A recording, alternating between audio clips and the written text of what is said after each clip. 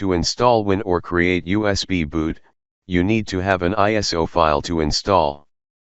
Today, we will guide you.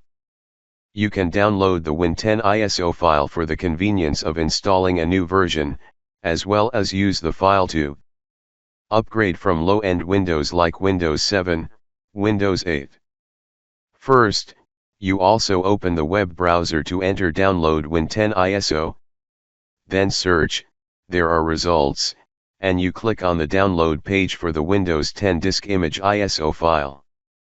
On this download page, Windows 10, you do not click on the download tool now but press the F12 key or press Ctrl plus Shift plus I to activate the extension interface on the browser. This interface will have a lot of code on the right hand side. You don't have to worry about those codes, you just click on the mobile icon, phone, above the fuzzy corner of the code because we're emulating the mobile device to download the ISO file right onto the computer. And then you press F5 or click round arrow item to reload the page. The page will appear new. Here you click on the item. Select edition, select Windows 10 Multi-Edition ISO. Then click confirm. Then select. Choose the language you should choose. English United States either DC. Select English. Then select confirm. This interface will appear. The two versions of Windows 10 are 64-bit and 32-bit. It depends on how many bits you have. You click on a bit version to download.